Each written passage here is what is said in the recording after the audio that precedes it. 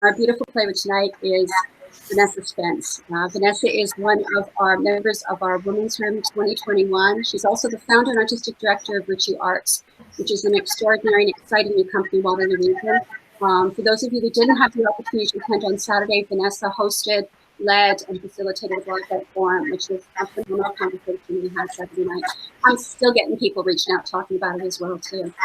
But most importantly, more than anything, Vanessa is a creator. She's a playwright, and like many of us, is creating a company so she can make sure that that work gets out there to audience. She'll be reading tonight from Stretch Marks Part 2. So without further ado, I am thrilled to pass it over to our festival company in residence, artistic director, founder, playwright, Vanessa Spence. Etc., etc., etc. I have so many different titles, but yeah, I'm just Vanessa, just an artist. I want to thank you guys so much for joining. I see a lot of familiar faces, so thank you everyone for being here tonight. I feel like I just kind of want to jump in. And read. I guess I can give you a little bit of a background. So it's Stretch Marks Part 2 is about Sasha. So she is a transracial adoptee who is pregnant, and she has decided to place her child up for adoption. And through that whole process, through her gestational period, she kind of realizes, or we see more of her history coming out and why she makes the decision she makes, et cetera, et cetera. This time around, I've also played with different voices and different perspectives. So you'll hear Sasha's voice when she is about 6 years old, and then about 15, and then when she is an adult. Yeah, let's just head into it. Yeah, okay. It's moderately warm on a fall afternoon. We see a girl in her living room laid out on her 3-seater couch, swaddled in her queen-size duvet. She is tired, heavy and tired. Her surroundings look disheveled to the outside eye, but to her, everything is in its rightful place. The leggings that she wore earlier in the day are draped over the back of the couch. Empty water bottles, a wine glass filled with water, cups, takeout boxes, and used plates cover her cheap IKEA coffee table. Books are stacked all along the wall, and all her windows are covered in a dark but stylish window covering. Sasha is 34 weeks pregnant. 86 bottles of wine on the wall, 86 bottles of wine. I take one down, drink it on down. 85 bottles of wine on the wall, 85 bottles of wine on the wall. 85 bottles of wine. I take one down, drink it on down. 84 bottles of wine on the wall. 84 bottles of wine on the wall. 84 bottles of wine. I take one down, drink it on down. 83 bottles of wine on the wall. Oh, what I wouldn't do for a double shot of whiskey and a glass of cheap, dry red wine. The baby kicks her from within in response to her last words. Oh, stop it. A girl can dream. Only 6 more weeks. 6 more weeks until I can have a drink, a real drink, not all this friggin' water the doctor keeps making me guzzle down. There's only so much a girl can do to make drinking water look fun and classy. She takes a swig of water from her wine glass. 6 more weeks. And then this child will be someone else's. Something someone else has to deal with. Maybe even something they'll want to deal with. Everybody loves a fresh baby. Maybe this child will get adopted so fast, and maybe they'll be lucky enough to be raised by a family that loves them. Maybe that family will even look like them. Maybe it's a family who's been waiting all their lives for this child to arrive. Maybe this child will be an answer, the answer to someone's prayer, or the answer to a question that someone was too afraid to ask. But until then, the doctor says I've got to drink this water and take these pills and keep my interactions with the public to a minimum and rest. Beat. 8 months ago, I found out I was pregnant. 2 weeks later, the whole world shut down. No eating out, no bars, no liquor stores on Mondays, nothing. I had made up my mind. I was going to get an abortion. But then I heard clinics and hospitals were ramping down on elective surgeries. So what did that mean for me? What did that mean for them? In America, many states were canceling scheduled abortions because they were considered non-essential. So I did some research on how they're handling abortions here in Ontario. And of course, abortions are still a go. When I found out, you'd think I'd be relieved. You'd think I'd be happy that a higher power wasn't taking agency over the decisions I made for my own body, but I was annoyed. Annoyed that the decision was still mine to make. Annoyed that the ball was still in my court, still in my hands. I thought I had it all planned out. I was gonna cross the shooting guard by dribbling that bitch through my legs, maybe break their ankle on the way to the net and just softly lay that ball in from the side. But when they said that abortions are still a go, I just froze. A part of me wanted the choice of having an abortion to be taken off of the table. A part of me would have been okay with allowing someone else to take the ball right out of my hands and dunk it on my head top. And I can't tell you why. I have no clue. Even to this day, I have no clue. I mean, if I would have been okay with someone else taking the decision from me, why wouldn't I be okay taking the choice of abortion from myself? I know it sounds crazy. It sounds like the highest form of self-sabotage or some fucked up masochistic way of living. But at that time and in that moment, it made sense. It made sense to me. I feel like this child deserves a chance, just like the chance my biological mother gave me. Flashback to the day Sasha decided on adoption.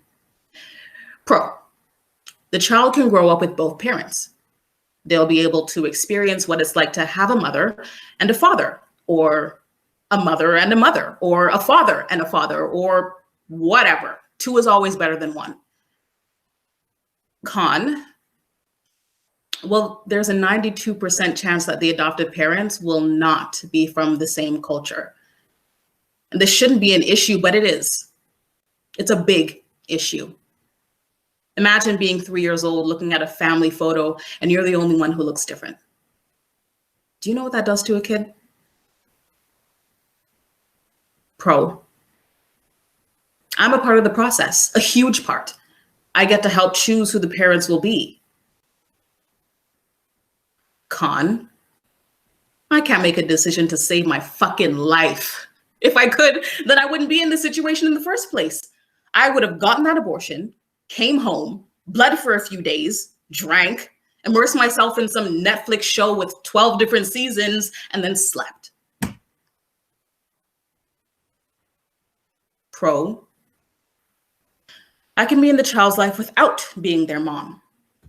My counselor says that there are options for an open adoption, so I can be in the child's life without all of that extra stuff if I want to be in the child's life.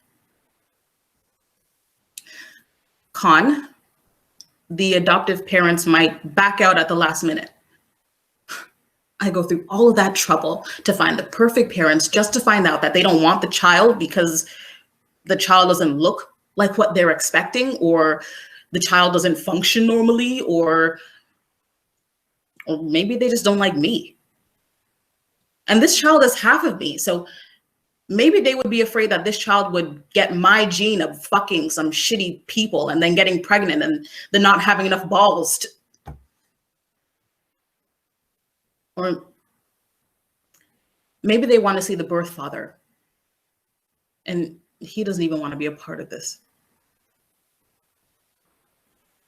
Maybe they don't want to deal with all of that. So they call the whole thing off and then I'm left.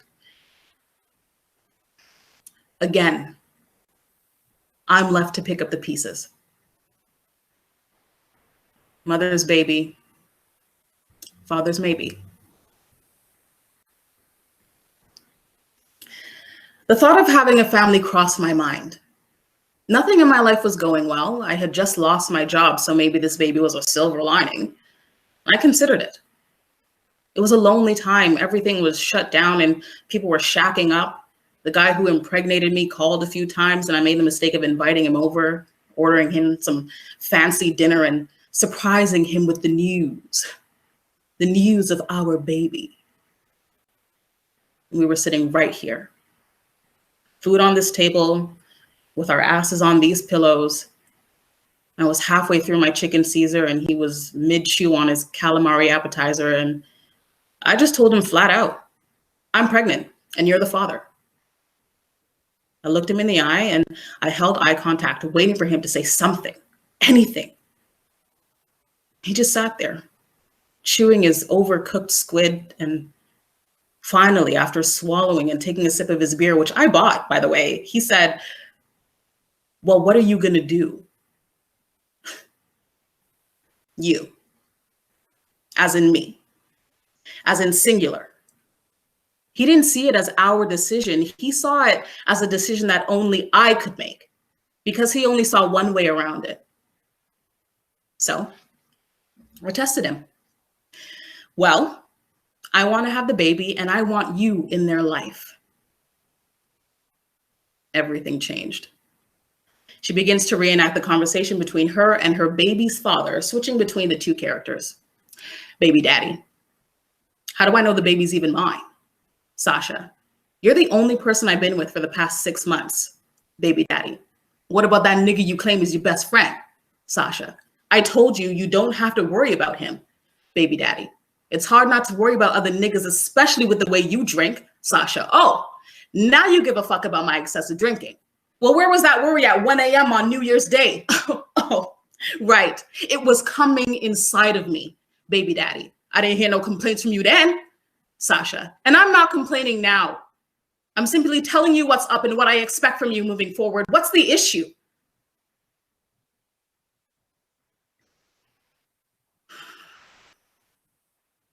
And after that, we both sat right here and watched the food get cold. He took a sip of his warm beer and told me he wasn't interested in being a father. Not right now. He had to move back in with his mom and he's focused on keeping his job through all this COVID shit and a baby just wasn't in his plan. He left shortly after. He left the food. He left the beer. Fuck, he even left the toilet seat up. And he left it all there for me to deal with. It was so easy for him to just walk away, but he left me with the mess. Mother's baby, father's maybe. I didn't know what it meant until that day. Mother's baby, father's maybe. That happened around the 3-month mark. And during that time was when the dreams started rolling in. And these weren't your regular dreams. These were vivid. If you've ever experienced a lucid dream, it's something like that. And they'd happen day and night. And, you know, they say that daydreams are what we wish for the future and night dreams are a reflection of our fears. But this one dream is recurring. It started on that day, and after that, it just kept popping up. After the counselor and doctor's appointments, after meeting my biological mother, after I caved and had a drink, it just keeps coming, like my conscience is trying to speak to me.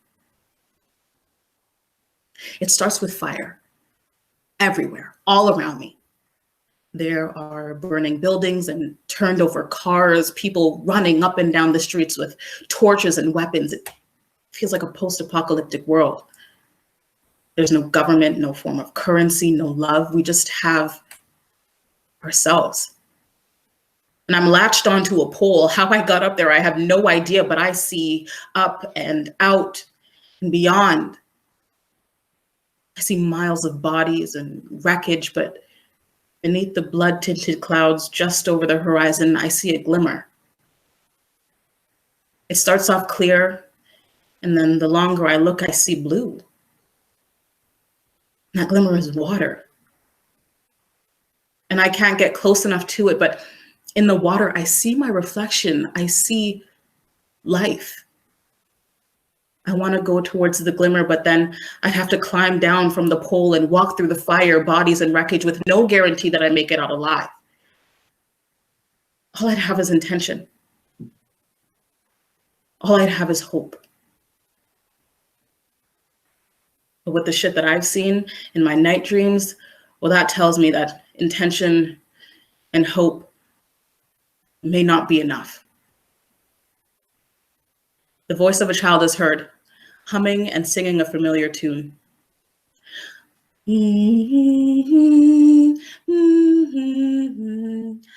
I shall calm your sorrow.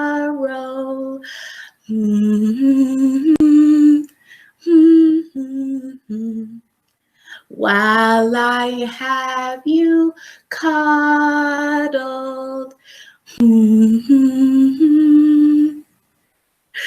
Pudge likes this song, so I sing it to him every night before we go to bed.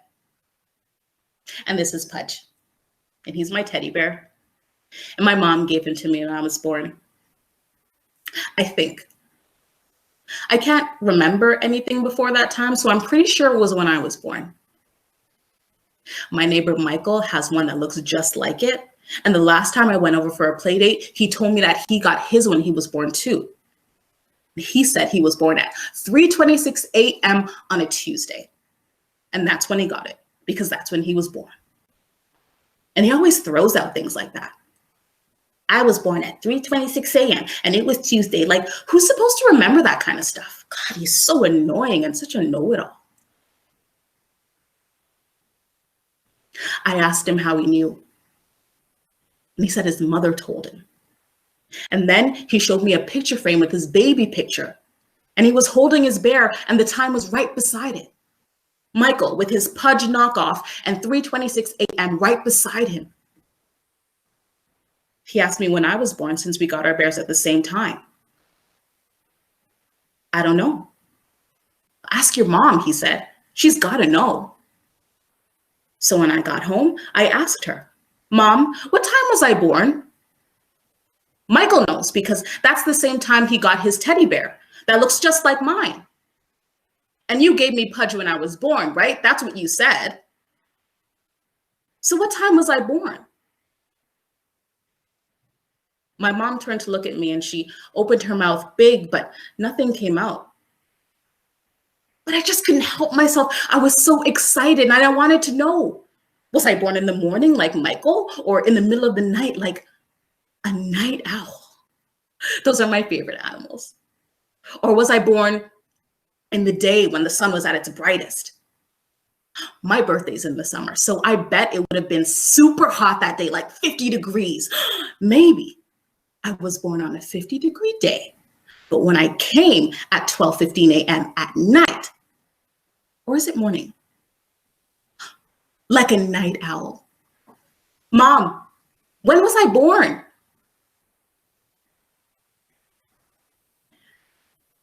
This is the voice of Sasha's biological mother. You were born at 5:25 p.m. on a Wednesday, just before my mother came home from work. I still remember it like it was yesterday. Grandma caught babies in her small town in Trinidad before she moved to Canada for a better life. And it was me and her and you in our cozy 2-bedroom apartment on Weston. We used the living room / dining area as the birthing space. Garbage bags and blankets separated me and the cold parquet floor. It was painful.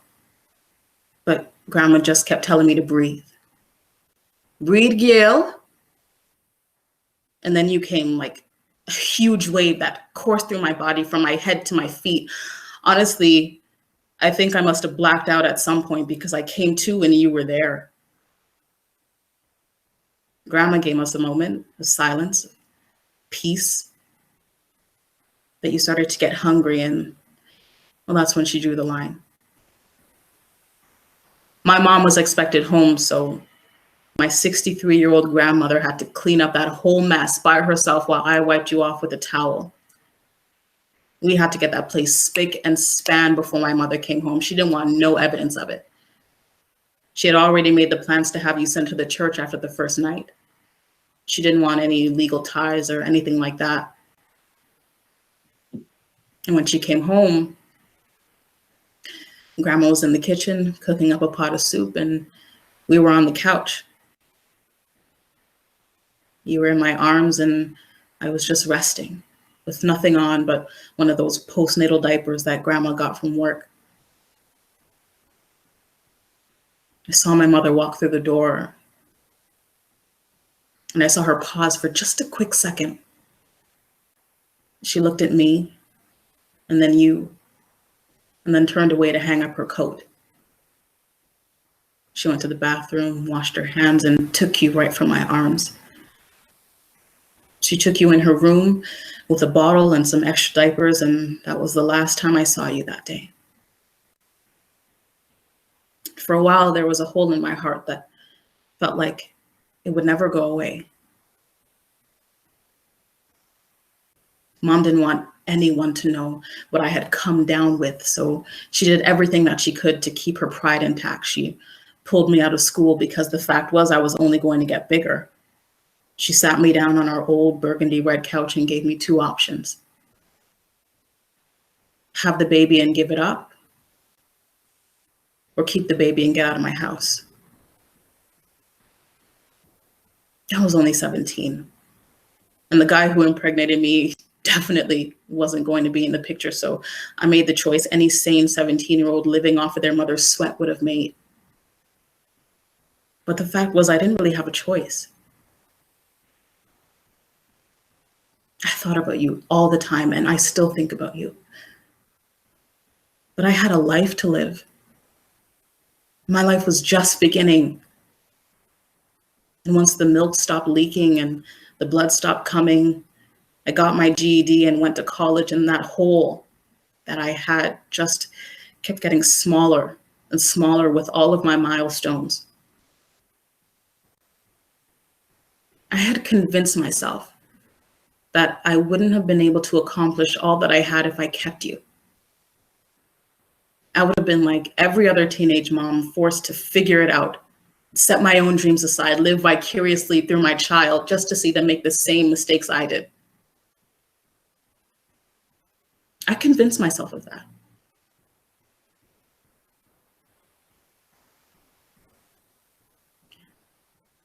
Dream. I've never said it out loud, but that's what I called you. Dream. Because when I woke up, you were no longer there. Just a memory. A very faint memory. This is Sasha as a teenager. I know my parents aren't my real parents. I knew it when I was 4 years old and my mom was doing my hair in front of the bathroom mirror after a shower. She was never gentle with my hair. It always seemed like a struggle for her, but I always stayed quiet and smiled when she was done. But that day was a little different. It was right after my first day of kindergarten, and my mom and dad picked me up from school, and the other kids were looking at me weird because they didn't know why I was leaving with white people. And as my parents drove off, I looked out the window and saw that everyone was still staring at me, even the teachers. And that was the night that I realized that my mom looked nothing like me. Her hair was different, her eyes were different, her nose was different, her lips were different. Her ears were different, her chin was different, her skin was different. She was different. I was different. I had so many questions I wanted to ask, but I couldn't. I was only 4 at the time. So instead of asking questions, I just deflected. And I thought to myself, well, if I can't look like my mom, then maybe I can still be her. So I started talking like her and walking like her and eating all the things that she would eat. I listened to the music she listened to. I watched the shows that she would watch. I liked the guys that she liked. My first kiss was with my white neighbor friend, Michael. We were playing house and I saw my mom kiss my dad, so I tried it with him. I was doing all of these things to fit in, but I just felt weird. I felt like someone else was living in my body, and every time I looked in the mirror, I didn't see what I saw. I didn't like what I saw. Every time I looked in the mirror, I didn't look any different than how I looked the day before, but I felt it different. No matter what I did, no matter how hard I tried, I couldn't run from that feeling. I just wish they would tell me. I feel like they're waiting for me to ask, but I'm waiting for them to come clean. It's been 15 years, and some days, even though my parents have taken care of me for my entire life, I feel like I'm in a house full of strangers. My room is the only place that I can be me, whoever that is, whatever that is. But outside of those doors, I just switch. And it's like an automatic thing. I don't even realize that I'm doing it. And when I come back into his room and close that door, I just feel exhausted. And this is the last piece, going back in real time. Sasha at 34 weeks pregnant. My adoptive parents gave me all the information I needed to find my birth mother when I was 18 years old. It wasn't the best time for us, and it hadn't been since. Since that day that they sat me down on our raggedy red couch, both of them staring into my soul like they knew they had done something wrong. Sitting on either side of me, ready to coddle me and tell me that everything was going to be fine. Well, that's when I knew it wasn't.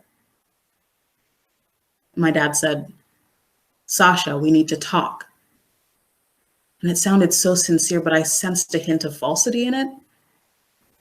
We hadn't sat down and talked as a family since I left for college. What was so important now?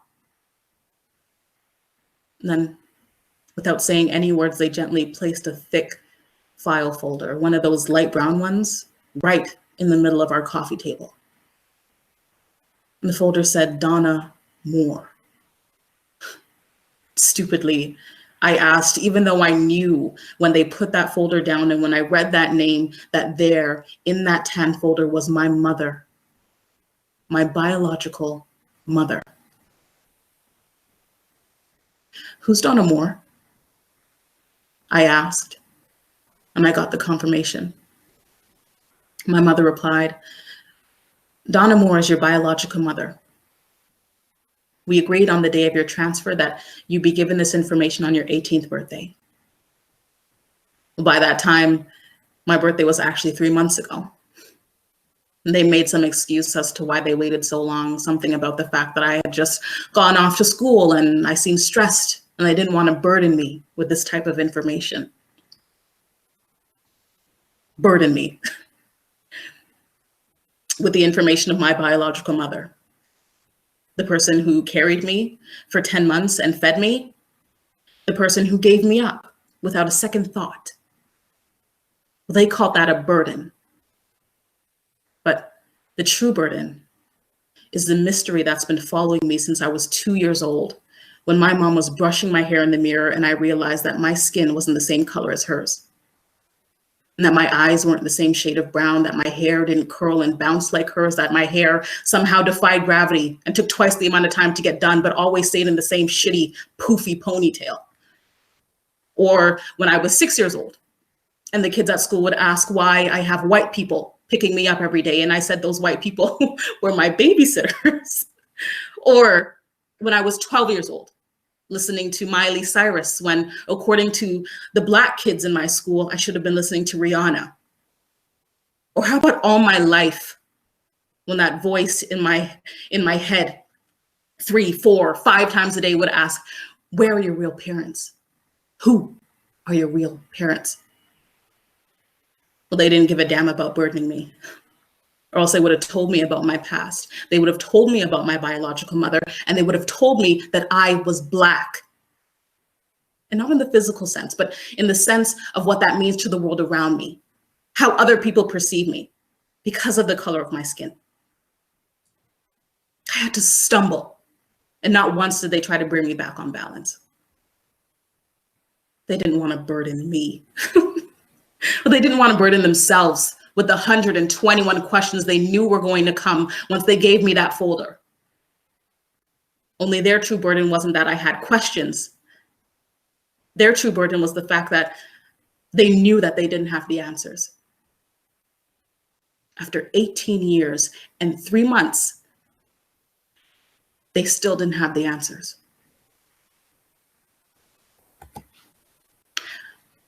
Voila. Thank you. Thank you, Vanessa. Thank you so much. Want to take a drink of water? Yes, please. Before you speak some more. That was wonderful. Okay. Thank you. So, everybody, you know the drill. I mean, this is an opportunity for you to ask any questions. You can come on up to the microphones there. Anybody that wants to just put it in the chat box, I'm happy to read it out afterwards. Any conversation, any thoughts? Is there anything you want to ask Vanessa? Yeah, if we can remember, you know, the teen Sasha, the child Sasha, and I don't know, it's just the first time I'm playing with perspectives like that. So I just want to know, I guess, thoughts on the different stages of Sasha and what that did for the story, or what that did for you guys. Yeah. Great. Yeah, and again, as all of you know, it's very helpful to the playwright because there's a lot of new playwrights out there in the gather space in terms of just kind of, you know, getting it right and hearing that nuance. Avery says, wow, oh my God, was this piece autobiographical at all? It seems like a really personal, resonant story. It started with taking from my story. So Stretch Marks Part 1 was very autobiographical. And then I kind of just splashed in there that she was a transracial adoptee. But as I started writing Stretch Marks Part 2, I really wanted to take myself out of it. So Stretch Marks, or this rendition of Stretch Marks, is not as biographical or as autobiographical as the first one. But I did have a lot of help in the research department. So, you know, the Region Waterloo and Pat the dog actually helped me with some research. And I researched transracial adoptees. I did a lot of, you know, my own factual research on Google. Google's the best. And I spoke with a counselor as well, who helps folks who are putting their child up for adoption with that whole entire process. So I did a lot of research on people and how that all is. So I feel like it's great that it's coming out in the story. Thank you, Avery. Great. And Amy shares that she thought you really nailed the child Sasha's voice and she loved it. Oh, nice. Thank you. Thank you. It's fun playing that child voice, you know, because she's still there. That child is still there. That innocence is still there. Yeah. But it's just kind of, you know, blocked up by the years and years of foolishness that's happened to her. Do you find again with Stretch Marks Part 2 versus 1, have you found it was an intentional choice to be less autobiographical as your work goes forward? Yes. Yeah, speak a little bit about that, because almost all of our stories begin with something that's very close, and there's a. How have you found that and the choice going forward with the second part? So I found it, I definitely made the intentional decision to not make it so much about me. One, because I found, you know, a lot of people were thinking that I was adopted because I had wrote it and then I had acted in the first one. And so I kind of wanted to take myself out of it. So I wanted to take a bit more of a back seat. And so I had to pull from different things. So that's where the interviews came in handy, just getting other people's stories and, you know, trying to write a story around those facts, you know, around the situations that happen to actual people. For one, to really get myself away from it. And then two, why I wanted to do that is because I just wanted to challenge myself as a playwright. Like I'm still a pretty new playwright. And it's very easy to get caught up in telling your own story again and again. And so I just kind of wanted to challenge myself in that way, to write a character that is not like me, you know, just as another challenge, another, you know, thing to get past. We've got a question on from Zoom.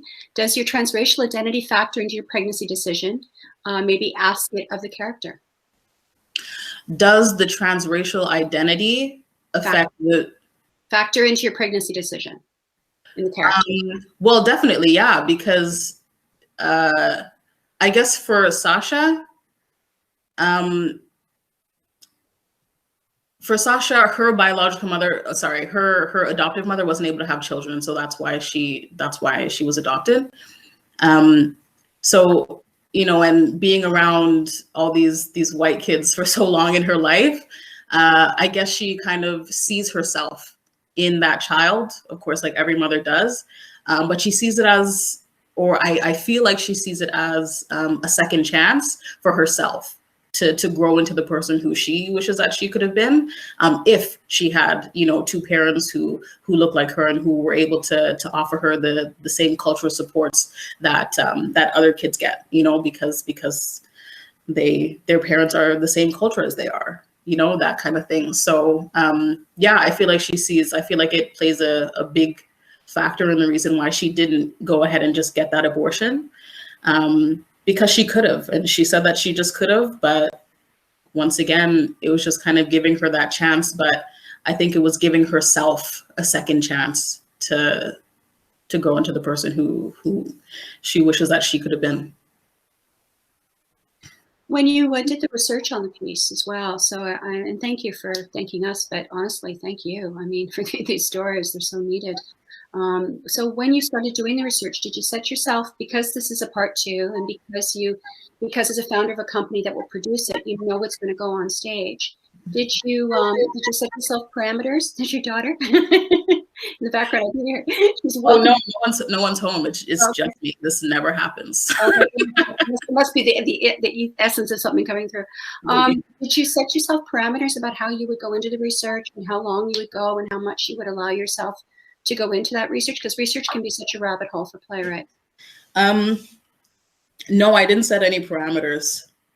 No, I didn't. I just kind of wanted to know all that I want to know, or all that I could get out of that research. And I'm still not done research, right? I feel like it's not done until, I feel like it's never done.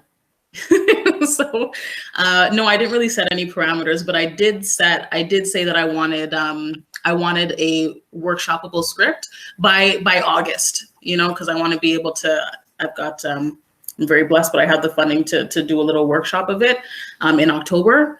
So I definitely wanted something to be able to workshop by August, and then start the workshopping process then. Fantastic. Yeah.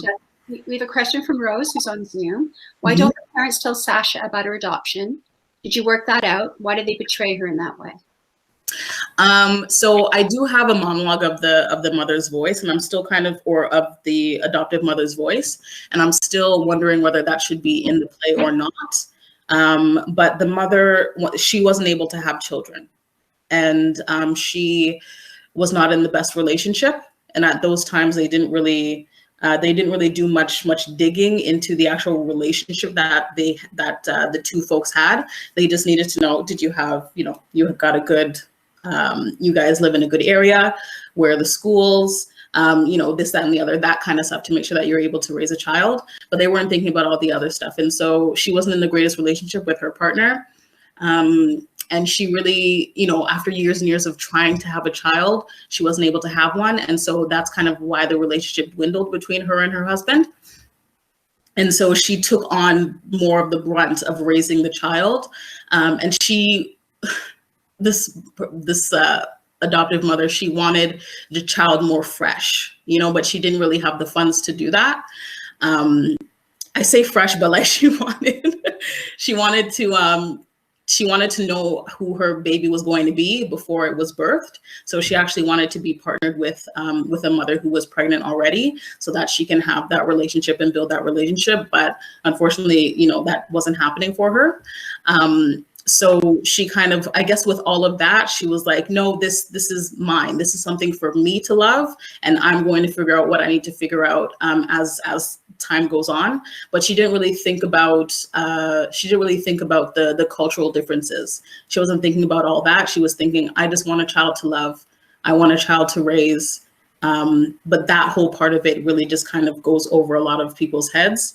And so, yeah, that's why the mother wasn't really too interested in telling her about her past, about her history, about her Blackness, because her mother also didn't know, that she didn't try to educate herself in what it is to be Black in Canada during that time. So, if you don't educate yourself, you can't teach. And so she didn't do that. Yeah. We also had a question for you, Vanessa, where they can find Stretch Marks Part 1. So you can actually find it in my studio in the Gather space. Thank you for that. Of course. So you can find it there. Whenever Gather is open, you can just head right into my studio. You walk in and then you make a right, and it's there. And it's there projecting. So you can watch it there. Yeah. Yeah, and Vanessa's created it's super cool. Both our playwright in residence, Michaela Jeffrey and Vanessa, have created really awesome offices that are really wonderful. So for those of you on Zoom, it's super easy to get your avatar on Gather. My God, if I can do it, anybody can do it, truly, as you all know. And you literally go in, and then when you meet with them, you pop open a video just like we do now, just like on Zoom. And it's just so terrific because you get to see really a personalized office, which is just pretty cool. It's awesome. And even in the studio, we have options to have, we have writing prompts.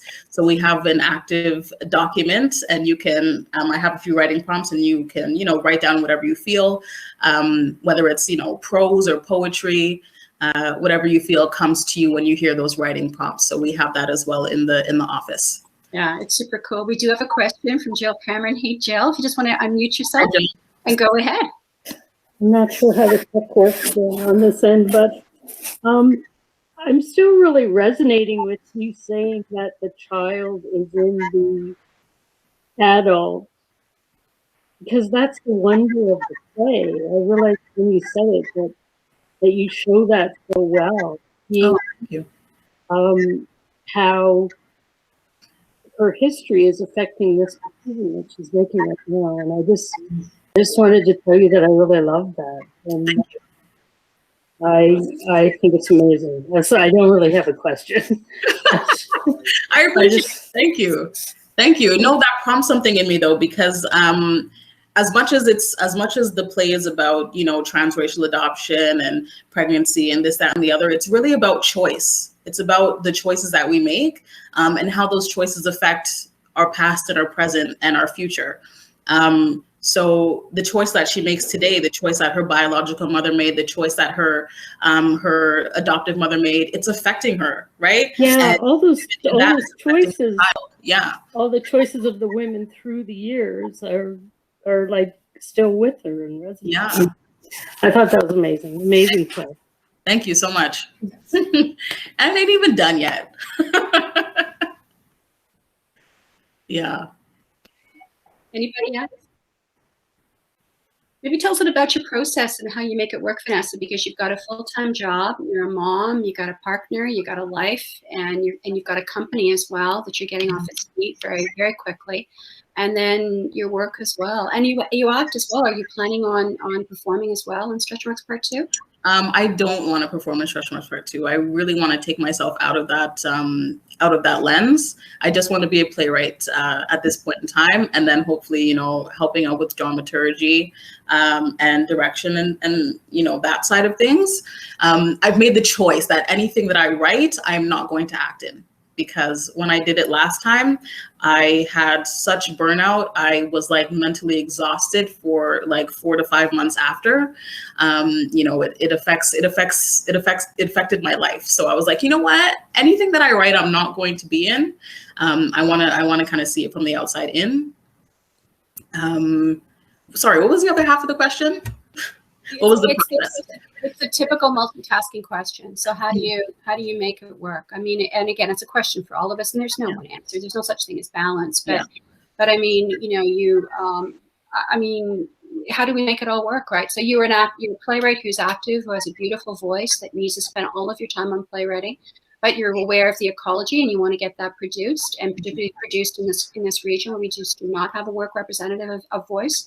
So you founded a company, so you've got that company running, and you got to do a day job, a gig to pay the bills, right? And you know, you've got a relationship you care about, you've got a child you care about. So how do you how do you find time to write? I guess deadlines probably help, but any tips or words to share with fellow playwrights about how you manage your day? I guess what I try to do is mostly stay present. So a lot of, you know, like you said, I've got a lot of things going on the go. And I find that when I'm actually just doing one thing, you know, I'm spending time with my daughter, I'm spending family time with, you know, everyone who lives in the house.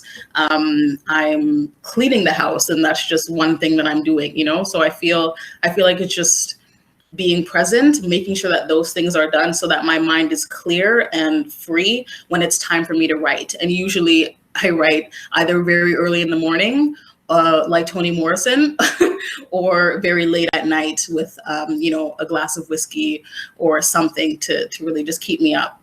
But yeah, I just kind of stay present in what I do in the day-to-day tasks to keep it so, like, you know, to not keep it so so mundane. And then when the house is quiet is when it's the best time to write. So, tell us a bit about the plans for this now. You mentioned you've got a workshop coming up in August and again in October. So, yeah, how far along are you in? A terrible writer questions, but how far along in the draft? What do you think you'd be looking for? Have you got an idea towards a production date? No pressure. Yeah. So production date, I'm setting, you know, October 30th. That's when I did it last year. So that's the date that I'm setting. It's also very important for me to take those last 2 months of the year to be with family. So I like to get all my work done, and then, you know, I kind of log off for for the next 2 months. So yeah, end of October, definitely.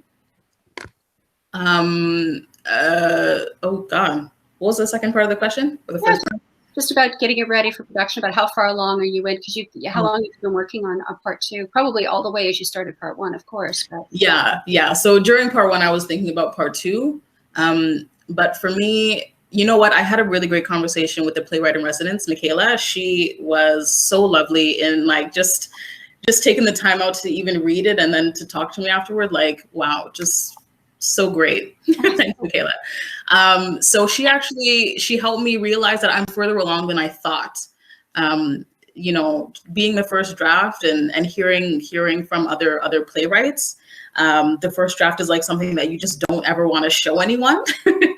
But I decided to show her because it was a great opportunity, and she kind of opened my mind to let myself know that I'm a bit further along than I think. It's just mostly kind of, you know, tying up loose ends or you know, finding a different perspective to really bring things all together. So that's kind of what I'm looking for now. I'm looking for a perspective to really just bring things together. But I'm very content with what I have now. I just need someone to look over it, really. Yeah. Cool. I'm going to ask you one more question so that you can take a break before we go into the Vintage Project, which we're going to have tonight as well. We hope all of you can join us for that. But you, for those of us that are present tonight that weren't able to join for the Blackout Forum that you did on Saturday, which was extraordinary, would you mind just sharing a little bit about what you'd like to see as a playwright, you know, in this community, what you need in terms of support? There was such great conversation. And you lived here. You know, for those of us that have been here for a long time, it was really great to hear what's needed, what's good, what isn't. I mean, as you put it so beautifully, the good, the bad, and the ugly, when there isn't proper representation of voice. Yeah, so I mean, like virtue art, like for existence, is going to make a huge change, and be a change maker in that sense. But you know, what would you like to see? What do you need? No pressure. Yeah. Huge question. Yeah, I honestly, I don't have specifics. What I really need is just the space. You know, I just need we just need the space to do what we do. Like, you know, and so that's why Virtual Arts is here, because we really just need the space to be who we are, to create without any sort of judgment, any sort of you know, outside eye looking in, trying to tamper with the work that we're doing. Yeah, we just need somewhere to work, somewhere to truly create as Black artists. And yeah, I want to build that. I am building that. You are building that. Laurel has a question. She asks, will you be performing another script reading prior to your October release date? We love your focus. Yeah, I actually do. I don't know a date. I'm actually a little bit ahead of my timeline with this reading. So thanks for making me be ahead of my timeline. But I did want to do, there was a private reading I had scheduled and then a public reading. So I'm probably going to do another public reading.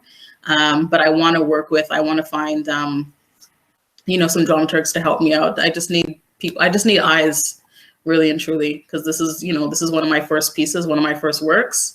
And I just really want all the information that I need in order to make it something that can stand the test of time. Because I want it to be published. I want other folks to be able to produce it without me being there.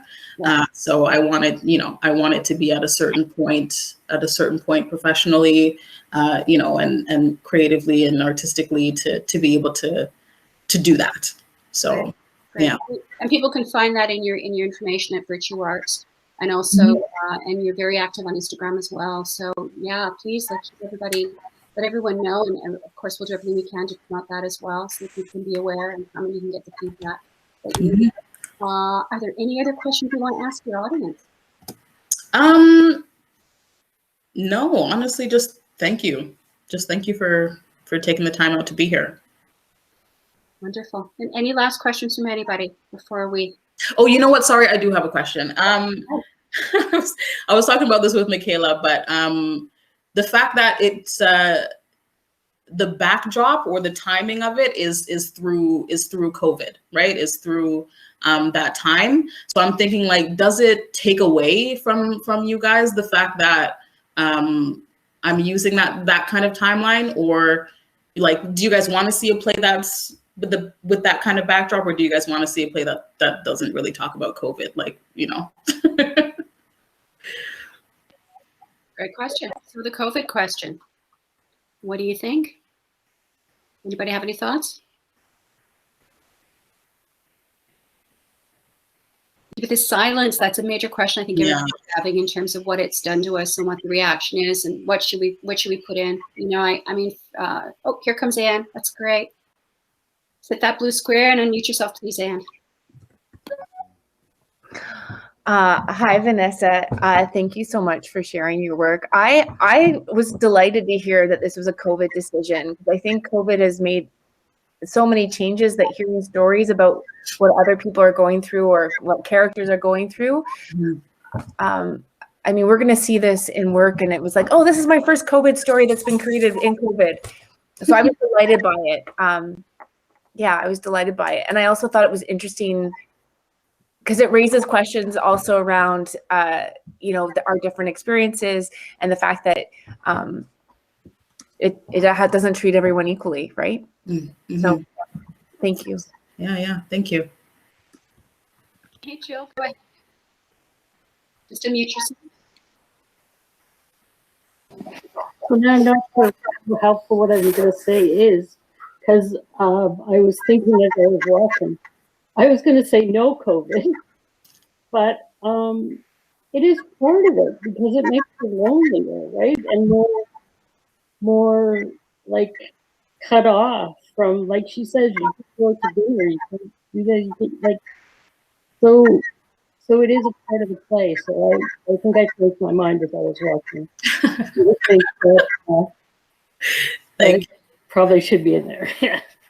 Thank you. I find that like it depends, right? Because like I don't know, did people in the 40s want to see movies about World War II? Like, did they want to see that kind of stuff? But now we see war movies all the time, and we see them, like, talking about just one person's experience in that whole, with that backdrop of the war, right? So I feel like it may be like that, maybe like 10, 15 years down the line, who knows? But yeah, who knows? Questions, COVID questions. So we have a real mixed bag. Kate says COVID probably data play. It's too early to know the implications of that yet. We have on Zoom saying it makes it absolutely relatable, and someone else saying it's an excellent idea. We have a conversation. Yeah, it's just a real mixed bag. And from Amy, I thought the COVID setting gave an interesting lens to the abortion decision. We're getting some tech gremlins here too. So with the suggestion from our beautiful digital team, Earl Green, Rebecca Vallerin, that we move this conversation up to the rooftop, to the bar, probably one-on-one. And again, you can really gather in a group of experts, and we all pop up and have a conversation. So I am going to, if it's okay with you, Vanessa, unless you have any last words, thanks, and invite everybody up to the rooftop bar for the conversation, if that's possible. Yeah. Oh, good. Thank you so much for reading your work today. And Thank you for being our first. Thank you, everyone. We all look